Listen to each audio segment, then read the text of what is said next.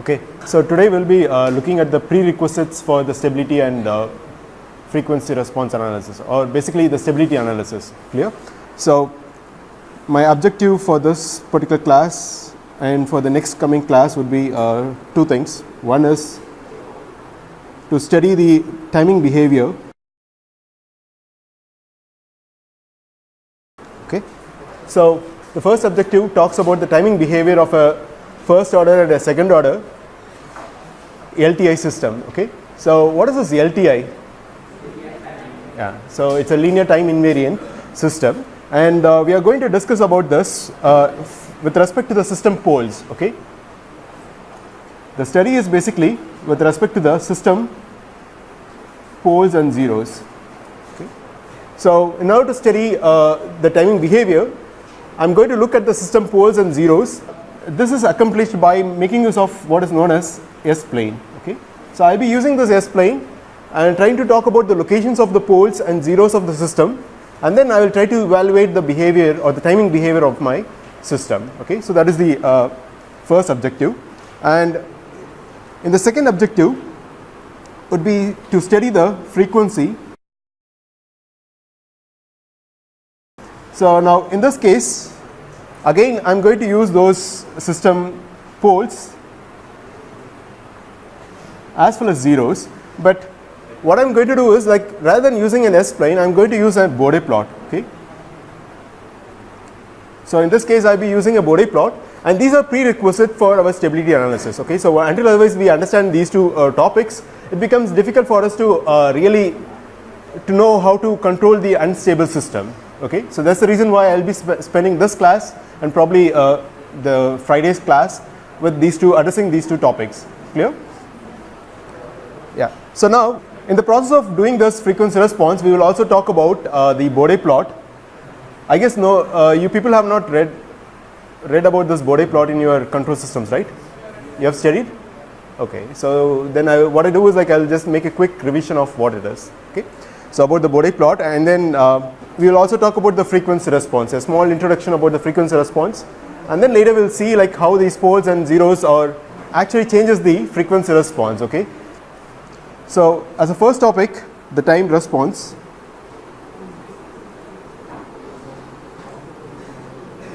Okay, so under this time response, what I'm going to do or what I'm going to study is the step response. Okay,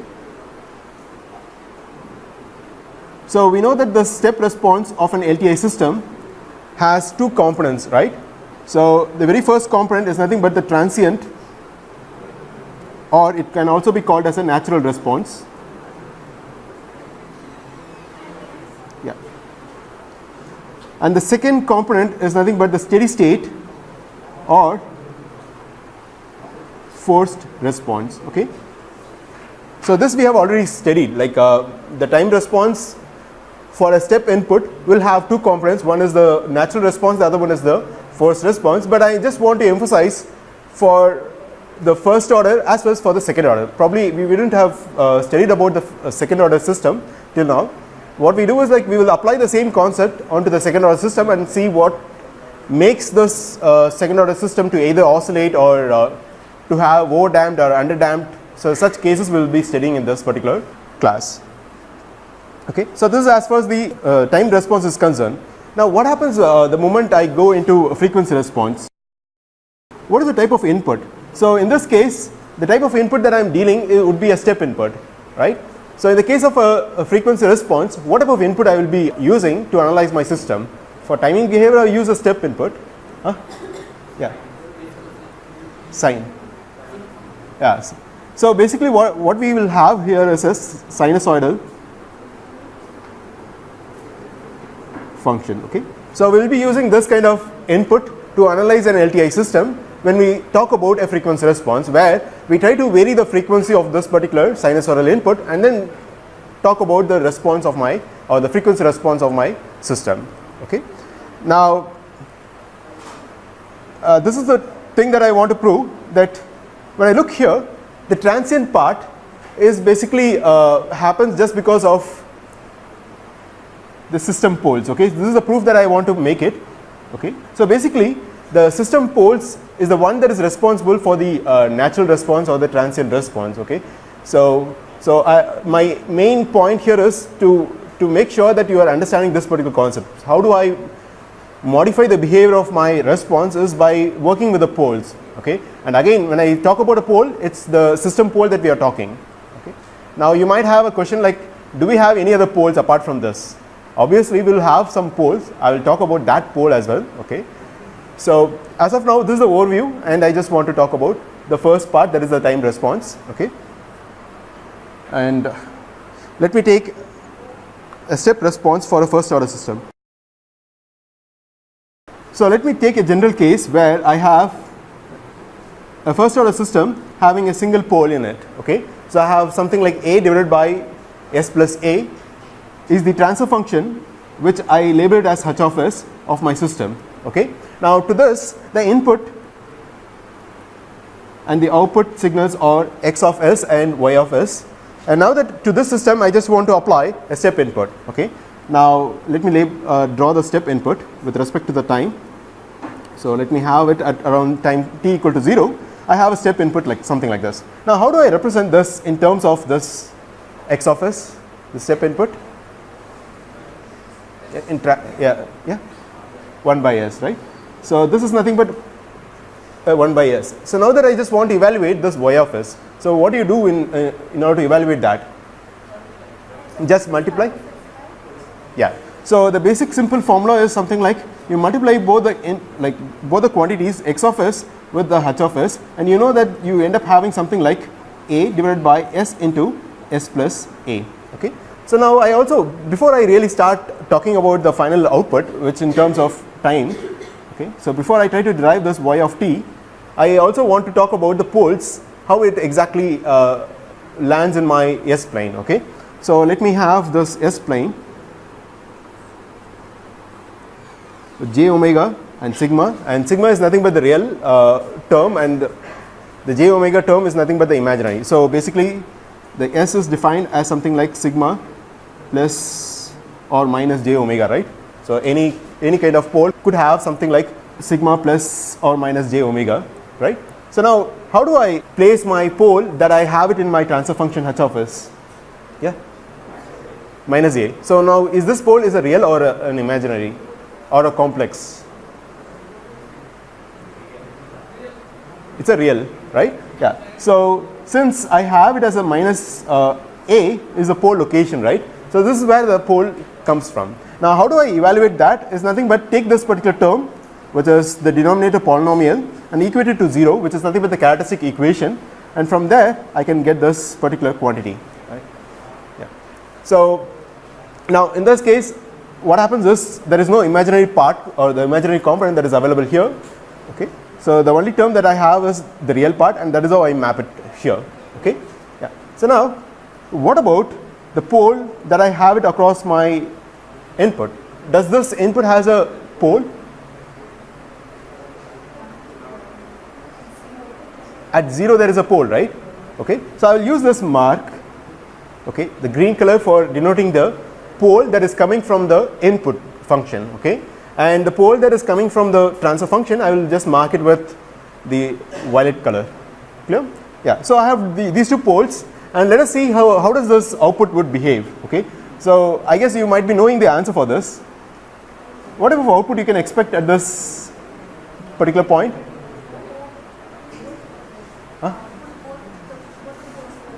Yeah, both the poles are there in my S plane. Okay, so as of now, this particular example will not give you the correct picture. So probably we'll just evaluate this y of t and then see how do we draw the output y of t graph. Clear?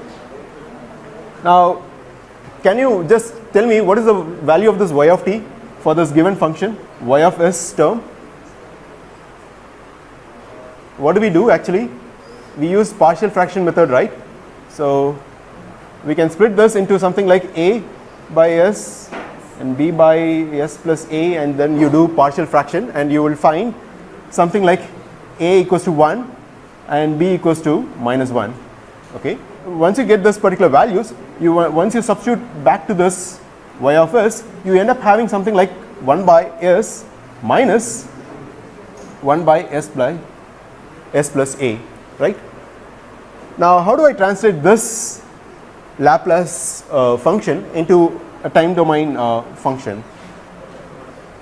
So, what happens when I try to apply an inverse Laplace transform? Okay. So, this term is nothing but it translates as 1, right? And then what happens to this? Yeah, e to the power minus a times t. Okay. So, this is what I would get once I plug in this particular thing. Now, having said that, what happens when I have a time t equal to 0? When I substitute the value of t that is equal to 0 here, what is the output that I can expect out of this y of t? What happens, what is the value of e to the power 0? It's 1. So, 1 minus 1 would end up having a value of 0 itself. So, initially you will have a 0, and after then, as the time goes up, what happens is this, the magnitude of this one will go to a higher value or to a lower value. I am talking about this e to the power of minus something. As you increase the value of t, yeah. So, as the time increases, what happens is that e to the power minus t would generally goes down, okay? And what happens is this particular term or the entire term will go down as time progresses up, okay? And at a particular time, what happens is this whole of this term will go all the way to 0, and you finally achieve an output which we call it as a v final or something, correct? So, now it's clearly there are two components in this particular expression, okay? This particular part is nothing but steady state, yeah, okay? And this particular part is called as clear. So, now clearly you could able to see that. So, at the very beginning of our output, what happens is it is this particular natural response that dominates, but after a while what happens to the natural response? The natural response will die out, right? And in a way, after this you would end up having the dominant term coming out of this steady state response, and that is how the output would react, okay? So, now what happens when you have this pole being shifted towards right? Say for example, I am somehow pushing this particular pole to a larger value of this sigma value in the negative scale, okay? Now, what happens to the response? How do I draw the same graph? So, in this case the slope value, or in the previous case the slope value is this, right? So, now the point is what happens if I move this particular pole towards the left hand side? I think you might be knowing about it. Steeps up or steeps down? Steeps up, okay? So, the answer to this is basically it goes higher and higher. So, as I shift towards larger and larger value, what happens is your output will go with much higher steeps. Is that clear? Yeah. So, later I will tell you like how does this minus a maps to what, okay? So, basically this minus a is nothing but your 3 dB frequency, okay, that you would get. I will talk about it later, but as of now this is what would happen, okay? As the bandwidth of your system keeps on increasing, because as you increase the value of a in the negative axis, what happens is the bandwidth of the system also increases, okay?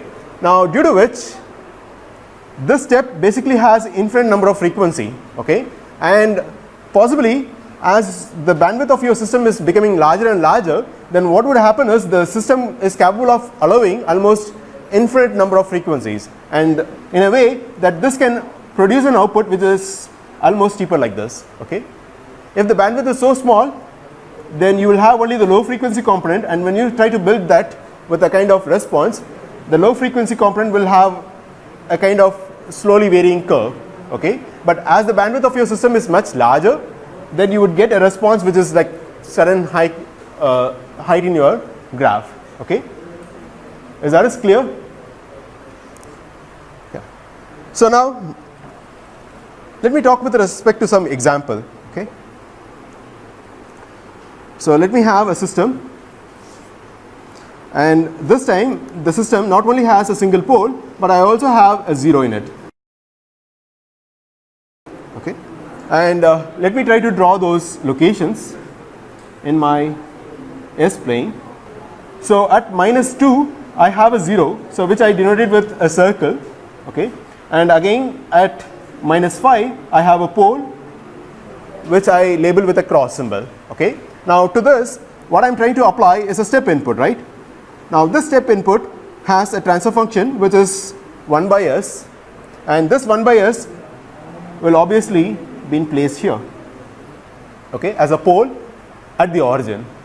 Okay, so now I will not do the math. The only thing is I will write down what is the value of y.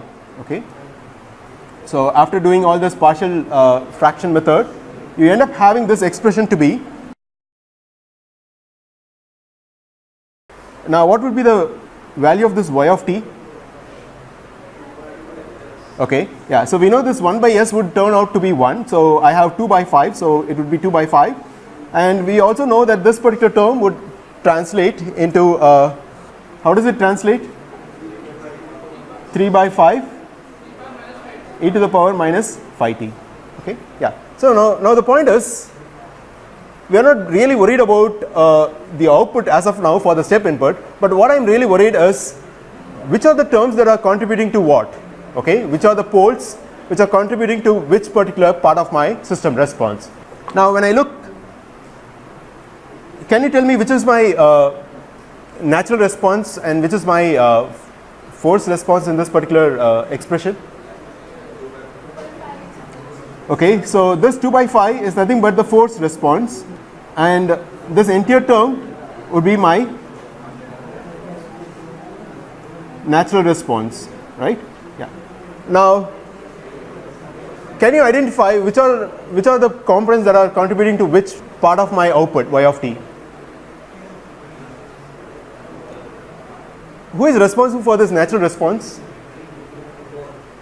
The pole of system or the pole of my input? Okay, so you could be able to clearly see right away, just because of this -5 which happens to be from the pole of my system.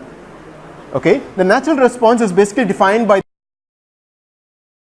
Now when I look for a force response, which pole or which part of my S plane is contributing to my force response? Who is contributing to that? The force response is coming from poles of the system or poles from the input or 0 from the system. You could actually look into this particular expression. There is something like 1 by s, right? And that has been multiplied by 2 by 5. So we will not worry about this 2 by 5. But where does this 1 by s has come from? Yeah, it is basically coming from the input pole. So I can straight away say that. Now we'll look for this 2 by 5 and 3 by 5.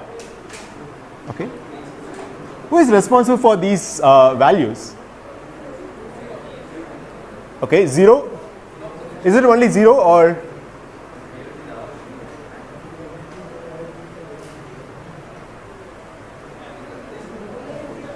Okay, so it's a contribution from almost all the people that we have. Okay, so it is both poles as well as zeros. Okay, the magnitude part, which is 2 by 5 or 3 by 5, is basically defined by both the poles and the zeros. Okay, there is nothing like specifically from the poles of the system or specifically from the poles of my input. Clear? So let me summarize these statements.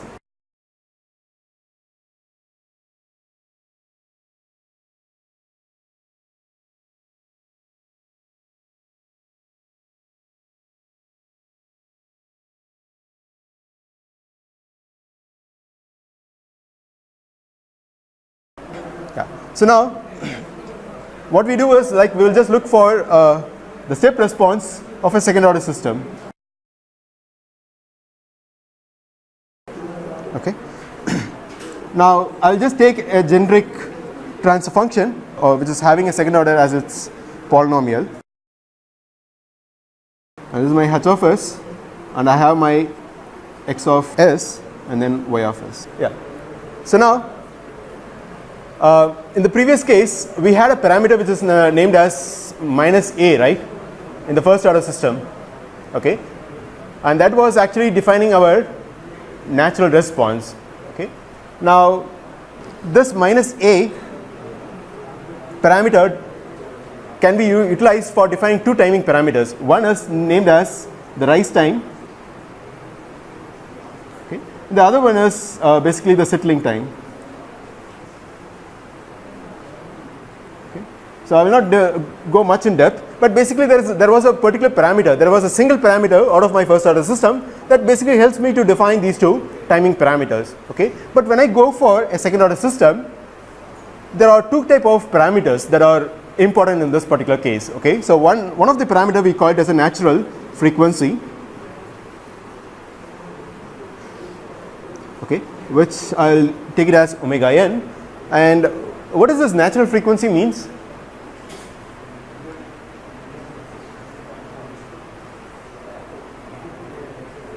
What do you mean by this natural frequency? I think you would have already learned.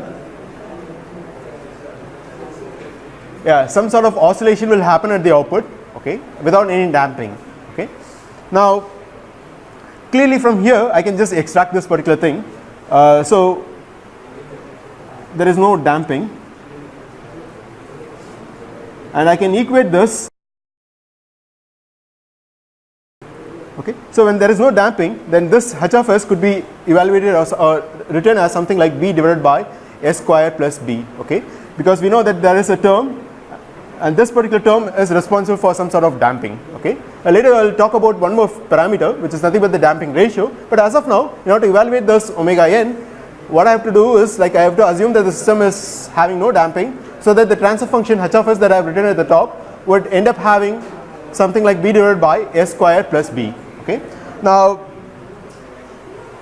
from here I could write that the value of this omega n is nothing but the square root of b. Okay, how did I write that?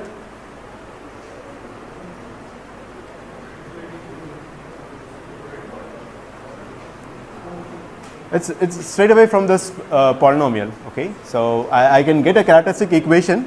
I can just directly write it as something like this. Okay, so we know that S tends to j omega, you know all of these parts, right? So in that particular way we can evaluate it. Okay, so I'm not going to go much in depth. Okay, so this is my omega n, and that is nothing but the b term that is sitting at the top. Okay, so the next parameter that I want to talk is about the damping ratio. Okay, so where the damping ratio I will denote with the symbol eta, and it is defined as something like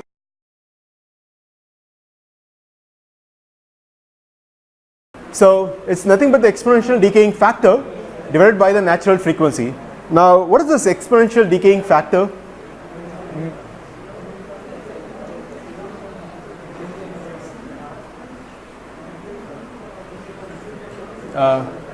From the first order system response, we had something like a, right? How does this a sits to its output y of t? E to the power minus a times that of t. Okay, so that is nothing but the exponential decaying factor. Okay, so basically the real part, okay, which is nothing but the sigma. So in general, if I look back into this, you could be able to see that this real part of my pole generally appears as a kind of exponential decaying factor over there. Okay, so generally when I talk here, the exponential decaying factor, I am talking about only the real part of my pole, system pole. Okay, and that's the reason why I have taken it as sigma here, and I am going to take the magnitude of it divided by the natural frequency, which is nothing but this omega n. Okay, now so based on this, I can write that the value of the sigma could be written as a by 2 divided by this omega n, and you would get a to be equal to 2 times that of eta divided by omega n. Okay, so I'm not proving anything in these two things. I just want to emphasize that there are two type of parameters, which is nothing but the natural frequency and the damping ratio. Okay. Now with these two parameters, I want to analyze where does this pole will lie, how would be my output for this response for the step input that I have. Okay. Shall we do that? You have any doubt? Yeah. Huh? I think this is something like we generally write it as a kind of a square plus b square plus 2ab, right? So this is the form that they wanted to get down. Okay. So we already know that this b is nothing but this omega n square. Okay. So if I want to have it like this, I can even write this particular transfer function, which is written as h of s equals to something like this. I can write it in terms of this omega n and then the damping factor or the damping ratio. Okay. So how will I translate these two things into h of s? How do I redefine the value of a and b with this omega n and eta? How do I redefine it? How do I rewrite this in terms of not just a and b, but what I wanted is in terms of damping ratio as well as omega n? What do I substitute for the value of b?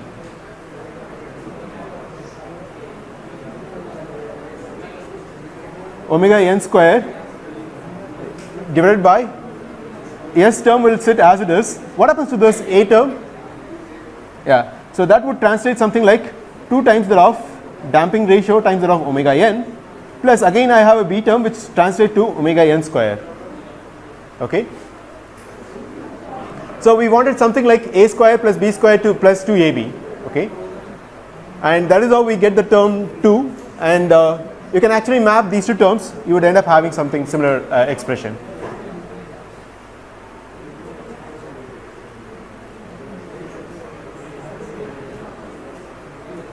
Okay. So we will not go much in depth. The only thing that I want to emphasize here is for a second order system we have two important parameters, which is one is natural frequency, the other one is the damping ratio. Now what happens the moment the damping ratio varies from the value of 0 to all the way to infinity, positive side. Okay.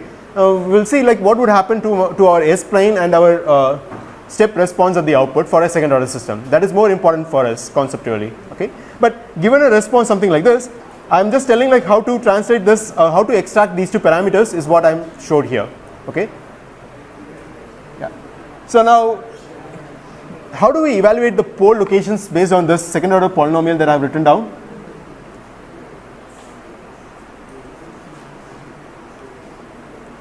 How do I extract the pole information from here? Is it so tough to answer it? I think if you have something like this which is equated to 0, then we know something like minus b plus or minus square root of b square minus 4ac divided by 2a. Yeah, so based on this we can compute it. So I just want to know the poles omega or s1 or s2. Okay. We know that the second order polynomial in general will have two poles, correct, or two roots basically.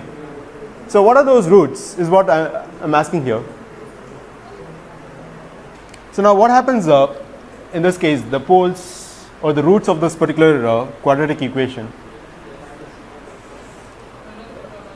Okay, so it would be something like minus zeta omega n plus or minus omega n with,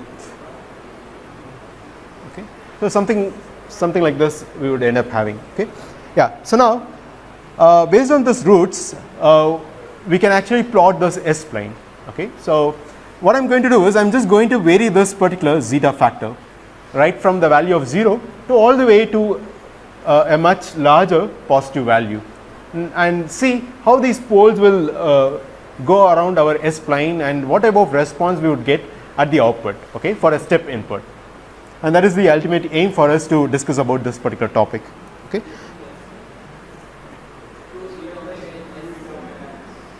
Omega n,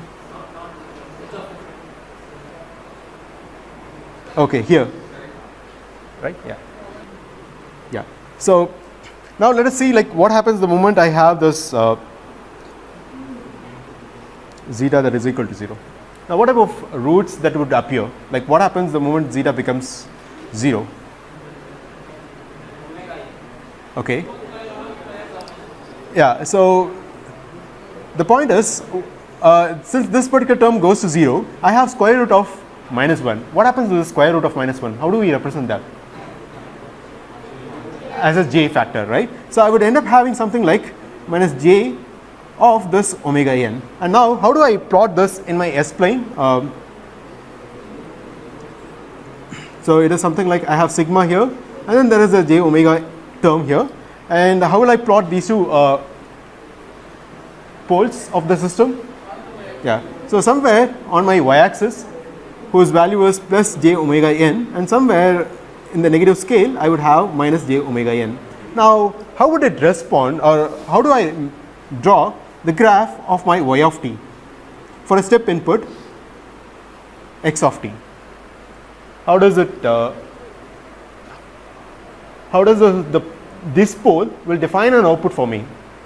We know that the poles in general, because from the summary, I could say that the poles of the system defines me the natural response. Okay. How does these poles, which are located at the imaginary axis, would appear in my would define my natural response? How does it defines my natural response? Yeah, just a sinusoidal. Okay, and this can it decay first of all? Can this response, natural response, will it decay?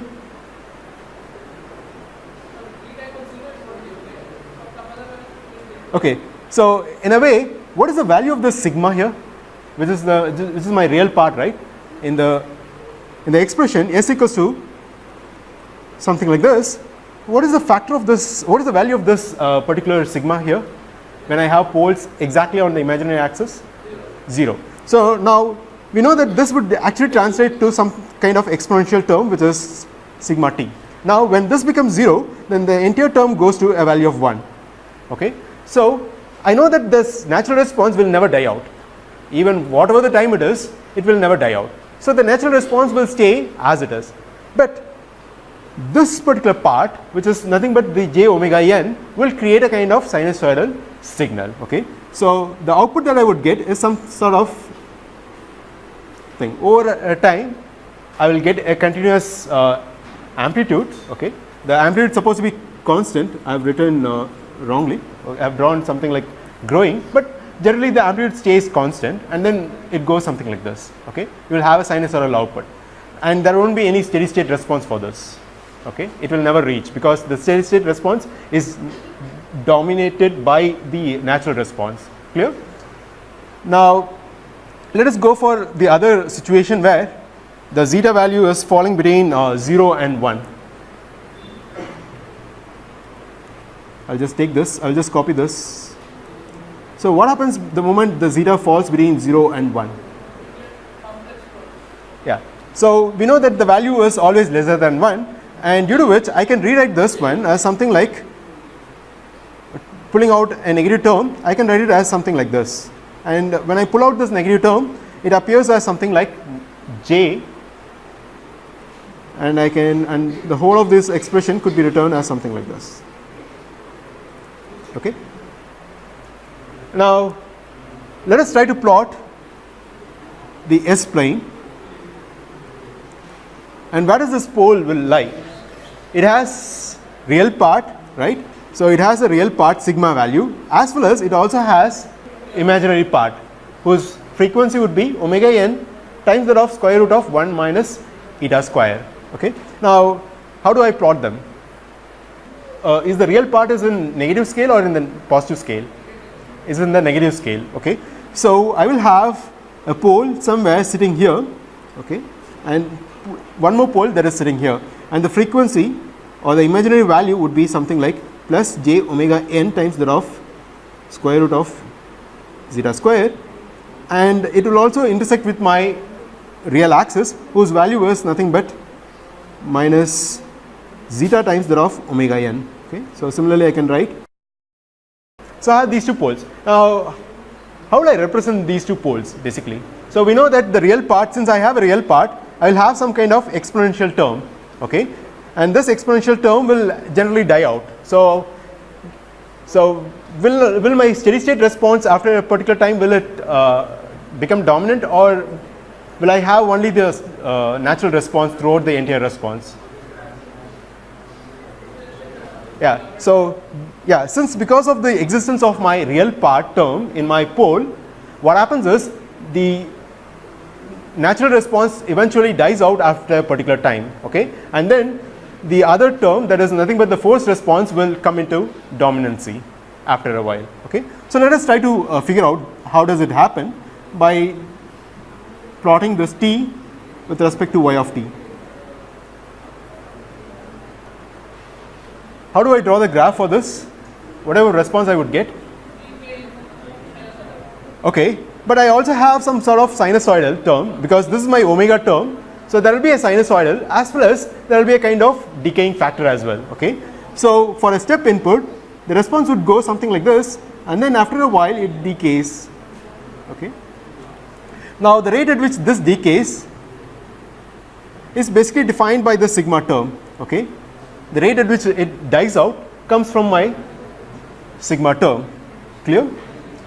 Now clearly there are certain parameters that we can evaluate, okay.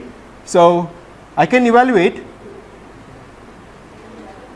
the rise time, okay, which is nothing but 0.1 to 0.9 percentage of the swing, okay, and there is also something known as peak time. What do we mean by this peak time? Yeah, so what happens is you could be able to see, even though the step input, even though my final output is something like this, you could be able to see that the output response goes beyond the final output, okay. There is some sort of peaking that happens, okay, and the time at which the maximum peaking happens, we call it as a peak time, okay. And we also have a settling time, and there is also known as a peak overshoot. So there are basically 4 parameters that we can take out from this omega n as well as zeta factor, okay. So the natural response, or basically the response of my system would look something like this. And what do we call this response as? Overdamped or underdamped or undamped? What do we call them? Or there is something known as critical damped, okay. Overdamped or underdamped, yeah, okay. What do we call this response as? The previous one, undamped, okay. So now what happens the moment I have a zeta that is equal to 1? Yeah, so we will have a critically damped position, and what happens to this term when zeta becomes 1? So 1 minus 1 would turn out to be 0, so this entire term goes to 0, and what we have is only a real part, okay, and this real part has 2 poles, okay, sitting one over the other, okay. So and the frequency at which it sits is defined as something like zeta times that of omega n, and since the value of zeta is equal to 1, I can even write this as just omega n itself, okay. And the output response, how I can draw the output response for this type of system where the poles are real and there is no imaginary part? Will there be any oscillations in my output? There is no oscillations, okay. So it is something similar to your response that you would get when you had a single pole in your system, which was an exponentially increasing graph, right? So similar to that, I will have a kind of graph. Now finally, the other thing is, like, what happens the moment you have zeta that is greater than 1, say for example 2. So obviously this term will not be equal to 0 right now, but what I would get is there are 2 type of poles. One would be here, the other one would be here. Both the poles are real, okay, there is no imaginary part. And how do I define this pole location? What is the value of that? Okay, so minus zeta omega n. Should I need to put a plus symbol for this or a minus symbol? Plus, yeah. So plus omega n times that of zeta square minus 1, and for this the only thing is, like, there is a negative sign that I need to substitute here, okay, because it is more negative. Now how would the response would look for this type of system? will I have a much larger slope when compared to the previous case where zeta is considered to be equal to 1. When I compare to this, how do I draw the slope of this second or this particular system? Underneath or above that? Do you think? Do you think steeper? Which is the dominant pole in my system in this case? The one towards the left or towards origin? Towards the origin is the dominant one. Okay, so due to which, because of this particular guy that is dominant, what happens is the response of the system would be much more slower. Okay, so I just want to finally show you one particular one of the term will die out fast, but the other term that is sitting closer to it, no, it will not. It is moving towards the right origin point. Yeah, I will show you. These are the responses, and you could be able to see that the response of zeta that is equal to 2, it's been plotted in GNU plot. Okay, so as the value of zeta goes all the way from 0 to 2, the response of 2 is basically very lower than the response of zeta equals to 1. We can actually plot it and see.